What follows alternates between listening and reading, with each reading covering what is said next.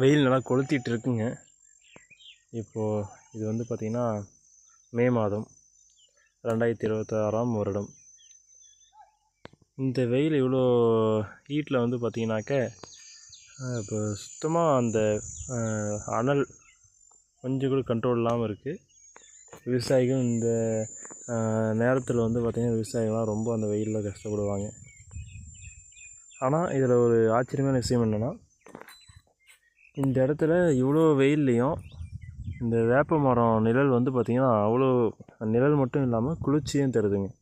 ஒரு ஆச்சரியமாக இருந்தது. ஏன்னா இவ்வளோ வெயில் இப்படி சுடுதேன்ட்டு இந்த வெயிலில் வரும்போது இந்த வேப்ப மரத்தில் இவ்வளோ சில்லுன்னு எப்படி இருக்குது இந்த வேப்ப மரத்தை அடியிலன்றது ஒரு ஆச்சரியமான விஷயம். வெறும் நிழல் மட்டும் கிடையாது, சுற்றிய வெயில்.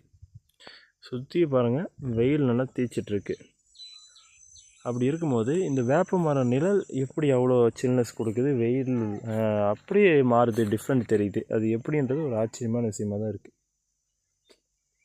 அந்த பக்கம்லாம் வெயில் இருக்கும்போது இங்கே வந்து அந்த வெயிலுடைய தாக்கம், அந்த வெப்ப காற்று கூட வீசலை, சில்லுன்னே இருக்குது. இது ஒரு அதிசயம், ஒரு ஆச்சரியம். பொங்க மரத்தடியில் கூட அந்த மரம் சில்லுன்னு இருக்கும்னு சொல்கிறாங்க. வேப்ப மரமும் நல்லா குளிர்ச்சி தருன்றாங்க. ஆனால் ரெயிலாகவே அதை ஃபீல் பண்ண முடியுது, அந்த உணர முடிகிறது அந்த வேப்ப மரத்தின் அடியில் அந்த சில்னஸை, அந்த குளிர்ந்த நிழலை. வேப்ப மரத்தில் இப்போ தான் இன்னும் வந்து வேப்பம்பழம் எதுவும் விடலை, அந்த வேப்பங்காயெல்லாம் இருக்குது.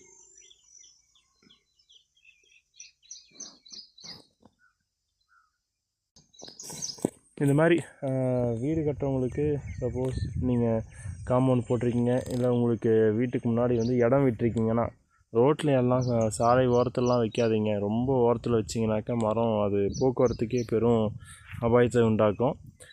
இப்போது நீங்கள் வீடு கட்டும் போது சாலை ஒட்டி கட்டாமல் கொஞ்சம் மரம்லாம் வைக்கிறதுக்கு இடம் விட்டு வீடு கட்டியிருந்தீங்கன்னா மரம் வச்சுருங்க, ரொம்ப நல்லதுங்க. இயற்கையான அந்த குளிர்ச்சியை வந்து நீங்கள் உங்களால் தினம் தினம் உணர முடியும். வீட்டுக்கு ரொம்ப நல்லாயிருக்கும். ஆனால் இப்போ எல்லாம் என்ன பண்ணுறாங்க, வாங்கின இடத்த ஃபுல்லாக கட்டிடுறாங்க. அதான் அவங்க வாங்குகிற இடத்த பொறுத்து.